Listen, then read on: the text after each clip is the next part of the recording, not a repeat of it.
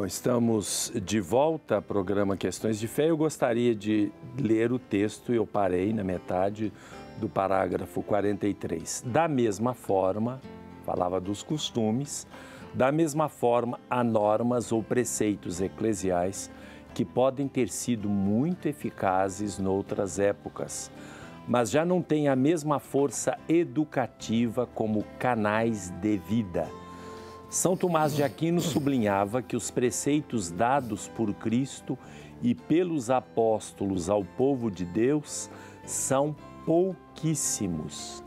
E citando Santo Agostinho, São Tomás de Aquino, citando Santo Agostinho, observava que os preceitos adicionados posteriormente pela Igreja se devem exigir com moderação, para não tornar pesada a vida aos fiéis, nem transformar a nossa religião numa escravidão quando a misericórdia de Deus quis que fosse livre. Santo Agostinho que tem aquela famosa frase, ama et fac quod vis, ama e faze o que quiseres. A santa liberdade para quem ama, né? A liberdade ligada ao amor nunca vai cair em libertinagem ou em abuso. Essa advertência feita há vários séculos tem uma atualidade tremenda. Achei gozado, essa expressão é pouco usual nos documentos da igreja. Aparece, né? Ele escreve como ele fala. Ele escreve como fala, isso é uma expressão que não existe em documentos da igreja, essa expressão. Tem uma atualidade tremenda. Sim. É exagero na fala, mas quer transmitir uma emoção, né? Na fala não, na escrita.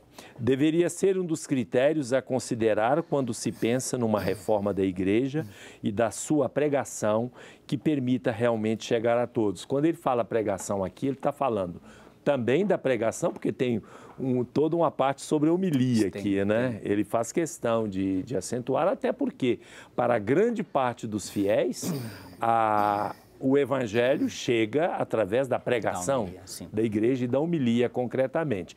Mas não é só, é em tudo, no ensino da igreja, no sínodos, nas conferências episcopais, nas dioceses, no ensino do bispo diocesano e assim por diante.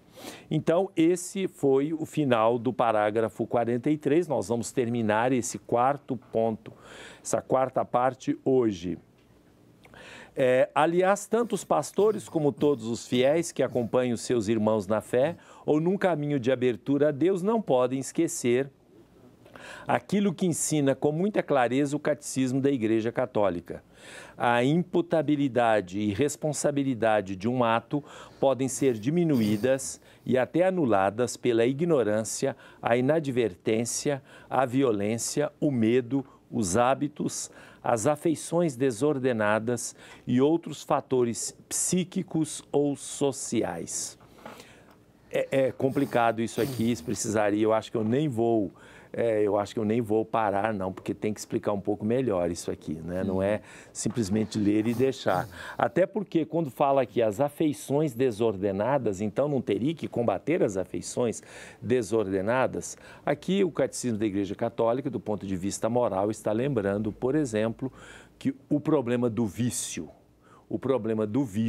quando a pessoa está viciada, o erro está no vício, realmente. A gente não pode se deixar dominar pelo vício. Mas o ato concernente àquele vício, ele acaba sendo de culpabilidade nula como tal, porque você está fazendo não pela liberdade, porque um pecado exige liberdade, mas não pela liberdade, mas pelo vício adquirido. Então, são coisas que a gente deve lembrar. E nós não vamos ter tempo de completar isso, porque eu vejo que aqui eu encontrei um ponto delicado que eu não posso deixar simplesmente passar assim, né? Sim. Eu volto à sua expressão de repetir a palavra tremenda, né? Como uma coisa assim característica do Papa, que ele fala espontaneamente, porque ele quer ser entendido por todos. Esses dias atrás falava, olha, a pequenos inclusive, falava, vocês são a igreja, hein? E com essa expressão que ele fala, vocês são a igreja, hein? Não é apenas o clero. Nós teólogos, né? Não é apenas. E ele escreve para todos. E nós tivemos uma experiência muito interessante. E tivemos 2 semanas dedicadas na paróquia, em tempos diferentes, a conhecer a exortação. E a exortação foi comprada e distribuída para todo o agente de pastoral. É interessantíssimo ver que um documento pontifício está sendo lido e entendido pelo povo diretamente. É um símbolo, um sinal dos tempos. É a primeira vez. É um sinal dos tempos. Porque os documentos são maravilhosos. São muito bons. Todos os documentos anteriores do Papa Bento, do Papa João Paulo II, são organizados com ideias que servem para cientistas, filósofos, pensadores, teólogos, etc. Principalmente o caso do Papa Bento. Papa Bento escreve documentos belíssimos. Coisa que a gente fica embasbacado pela argúcia do raciocínio. Sim, belíssimo, delicado. Mas esse aqui é para o povo. Escreve para toda a igreja. A igreja, está claro, para eles são todos.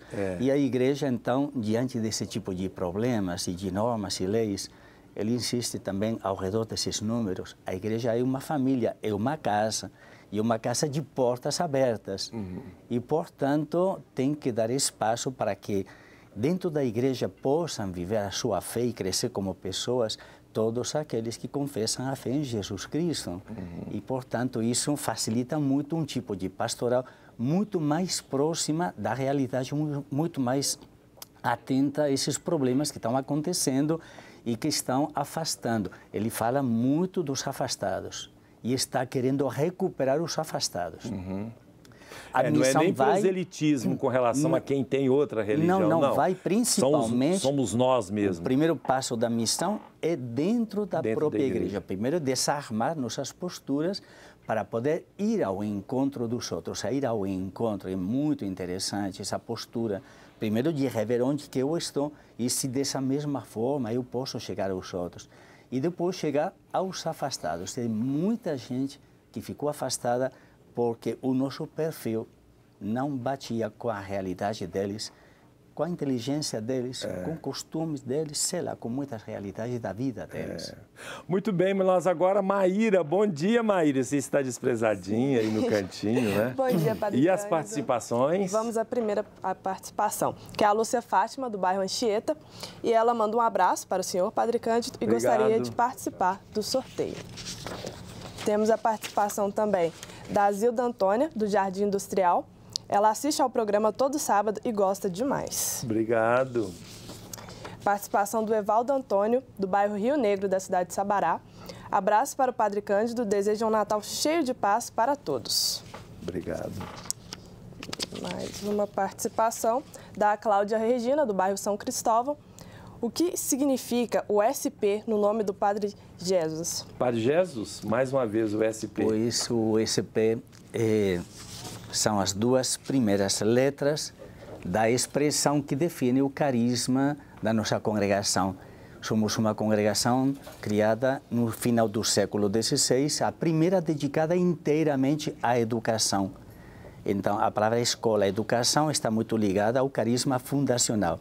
Então, nos definimos como uma congregação chamada das escolas piedosas, unindo a piedade, a fé e a escola, a educação, que o carisma nosso era e continua sendo fé e cultura, piedade e letras. Então, a congregação das escolas piedosas, não só escola, mas educadoras da fé também.